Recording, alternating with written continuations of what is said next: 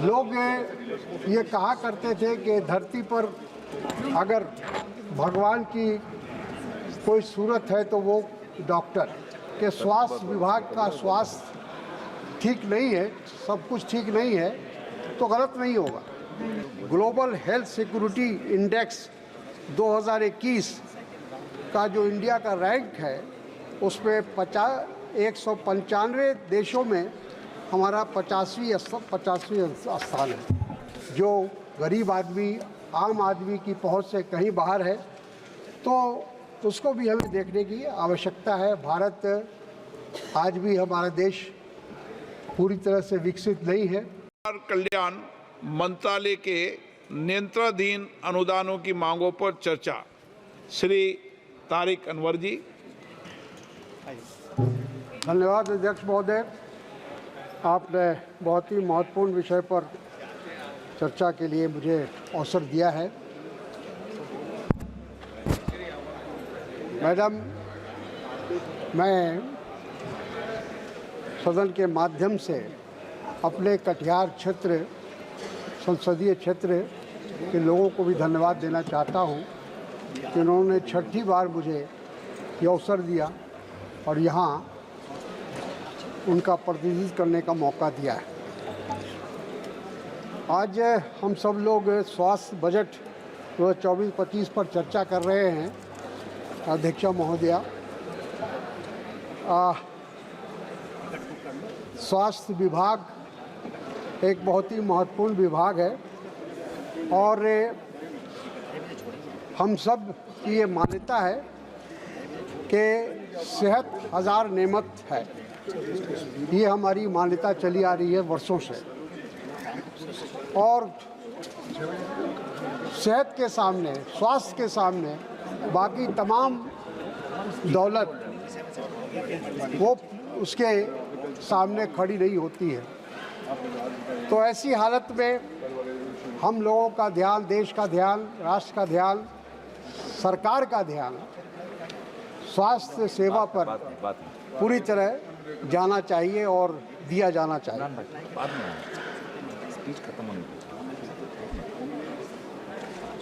हमें ये देखना होगा कि जो इस क्षेत्र में ध्यान देने की बात मैंने कही है उस पे सरकार का क्या दृष्टिकोण है और क्या उन्होंने अभी तक अनुकूल योजनाएं बनाई हैं जिससे हमारे देश के स्वास्थ्य की स्थिति सुधरे।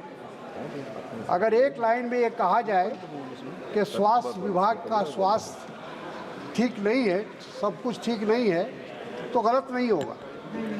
इसलिए इस विभाग को चुस्त और दुरुस्त और लोगों के सेहत को देखते हुए उस पर कार्रवाई किए जाए या उसके अनुकूल कदम उठाए जाए तो मैं समझता हूँ कि बहुत कुछ हो सकता है। जहाँ तक अध्यक्ष महोदय, GHS global health security index 2021 का जो इंडिया का रैंक है उसमें 195 देशों में हमारा 50वीं स्थान है। अध्यक्षा महोदय, एक समय था कि डॉक्टर का जो प्रोफेशन होता था वो बहुत नोबल हुआ करता था। लोग ये कहा करते थे कि धरती पर अगर भगवान की कोई सूरत है तो वो डॉक्टर, क्योंकि वो हमेशा लोगों को जीवन प्रदान करता है। तो इसलिए लोगों का एक बहुत अच्छा एक विचार डॉक्टरों के बारे में या इस प्रोफेशन के बारे में था। लेकिन आज देखा जाए तो ये प्रोफेशन एक व्यवसाय का रूप ले चुका है और ऐसा लगता है कि एक होड़ है कि कैसे इस माध्यम से अधिक से अधिक धन कमाया जाए या धन जमा किया जाए।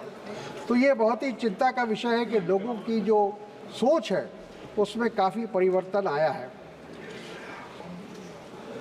दवाइयों का भी जो हाल है वो हमसे आपसे छिपा हुआ नहीं है। सभी लोग जानते हैं कि आज दवाई, लाइफ सेविंग ड्रग्स कितने महंगे हो गए हैं। जो गरीब आदमी, आम आदमी की पहुंच से कहीं बाहर है, तो उसको भी हमें देखने की आवश्यकता है। भारत आज भी हमारा देश पूरी तरह से विकसित नहीं है। हम प्रयास कर रहे हैं, एक विकसित देश बनने की कोशिश कर रहे हैं। आज इंडिया का जो हंगर इंडेक्स है वो बहुत ही चिंता का विषय है कि हम 125 देशों में 111वां हमारा स्थान है। वैसे हालत में मेडिकल सुविधाएं लोगों तक पहुंचाना ये अपने आप में बहुत बड़ा काम है, बहुत बड़ी ज़रूरत है।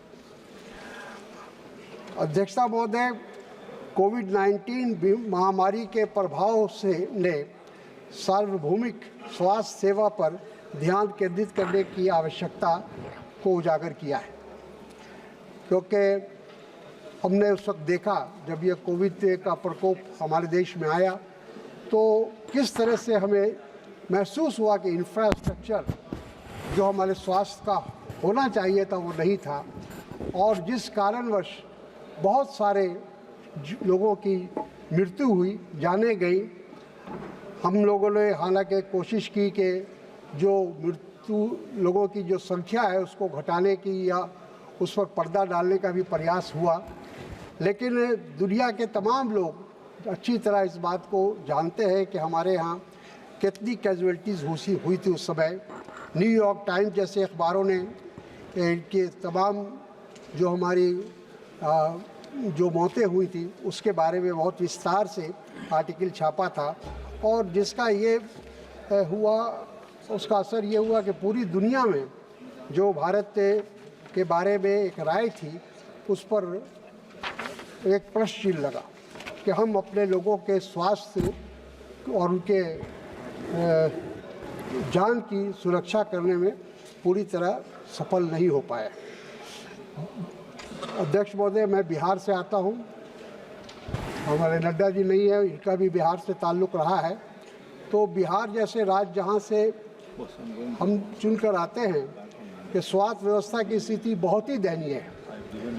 आज हम लोग अगर देखते हैं वहाँ के संसद सदस्य होने के हैसियत से हमारे तमाम जो अलग अलग दलों में हैं उनको भी ये परेशानी झेलनी पड़ती है कि तमाम बिहार के जो मरीज़ हैं वो दिल्ली आते हैं, एम्स में एडमिशन चाहते हैं। आज जो हम लोगों का जो संसद सदस्य है उनका सबसे जो महत्वपूर्ण कार्य है या जिम्मेदारी है वो ये है कि जो मरीज़ बिहार से आते हैं या दूसरे राज्यों से आते हैं उनका एडमिशन एम्स में हो जाए। एम्स के बारे में जो उसका एक इमेज है वो इंटैक्ट है, और लोगों को एक विश्वास है कि अगर एम्स में हमारा इलाज हो जाएगा तो हम स्वस्थ हो जाएंगे, हम ठीक हो जाएंगे। और इसीलिए लोगों का अधिक से अधिक, और बिहार से लोगों के आने की जो संख्या है, क्योंकि बिहार में पर्याप्त जो स्वास्थ्य सेवा है वो नहीं है, और हम अगर देखें ज़मीनी स्तर पर भी जो स्वास्थ्य केंद्र होते हैं, जिला मुख्यालय में जो अस्पताल है और जो रेफरल हॉस्पिटल्स हैं उनकी सेवाएं या उनका जो रख रखाव है वो ठीक नहीं है अध्यक्ष महोदय, और लोगों को विश्वास नहीं होता है, लोगों का इलाज वहाँ नहीं हो पाता है ठीक ढंग से, तो वो सीधे दिल्ली आकर एम्स में एडमिशन कराते हैं। वहाँ से भी लोग रिफ़र कर देते हैं कि आप एम्स में जाइए, वहाँ आपका इलाज हो जाएगा। महोदया, पिछले 10 वर्षों से देश इस उम्मीद में बैठा है कि भारत तेज़ी से आर्थिक विकास करेगा और हमारी कोषीय क्षमता बढ़ेगी, और जिससे सरकार स्वास्थ्य पर अधिक खर्च करने के लिए तैयार हो, ऐसा लोगों का अनुमान था। लेकिन देश की अर्थव्यवस्था की मौजूदा स्थिति के कारण सरकार के राजस्व पर प्रतिकूल प्रभाव पड़ा है।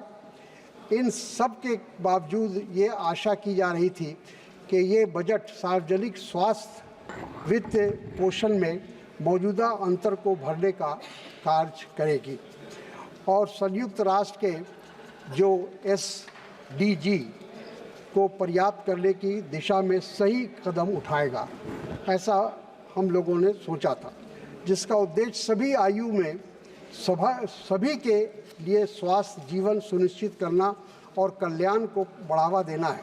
सरकार ने वर्ष 2018-19 से स्वास्थ्य शेष भी लागू किया गया और इसके बावजूद भी स्वास्थ्य पर खर्च कम हो रहा है।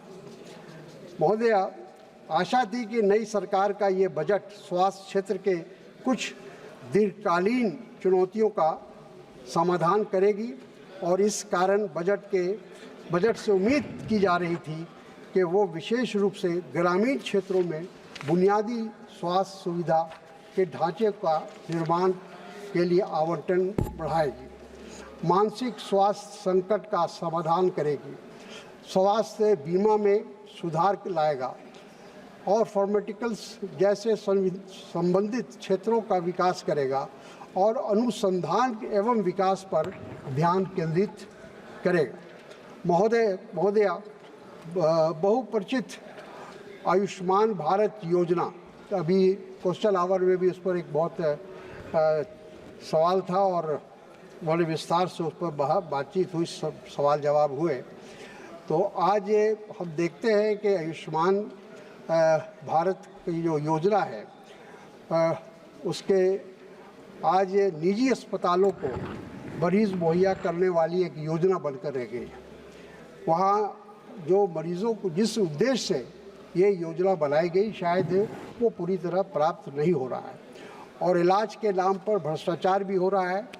ये जो सूचना है, ये जो जानकारी है, ये CAG की रिपोर्ट में है, जिसमें ये बताया गया है कि आयुष्मान से जो निजी अस्पताल हैं वो उसका लाभ उठाने की कोशिश कर रहे हैं।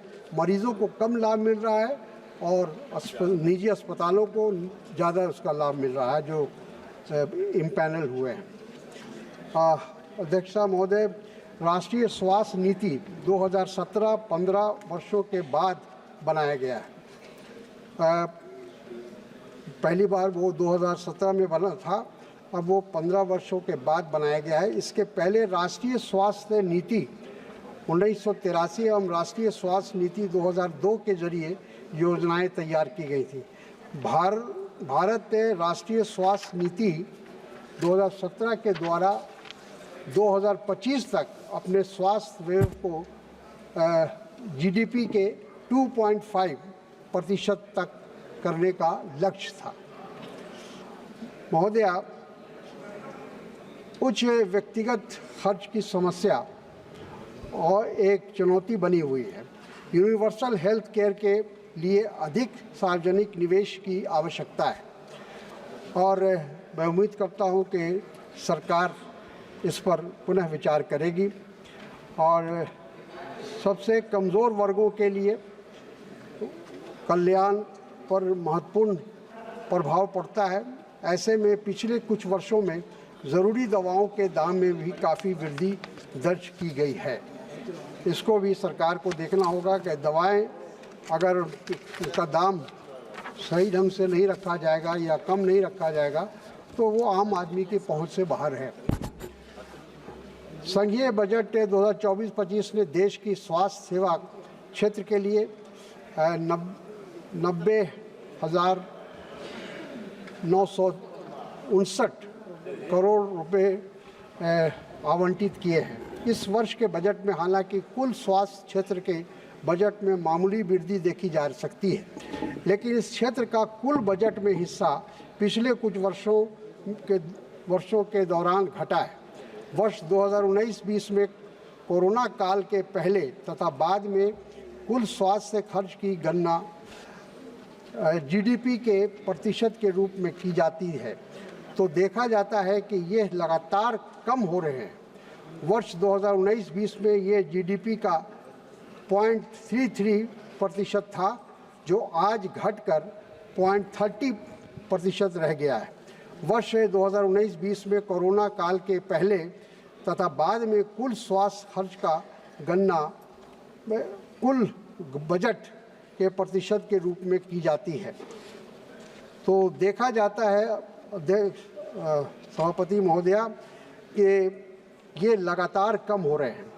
वर्ष 19-20 में यह 2.5% था जो आज घटकर 2% रह गया है।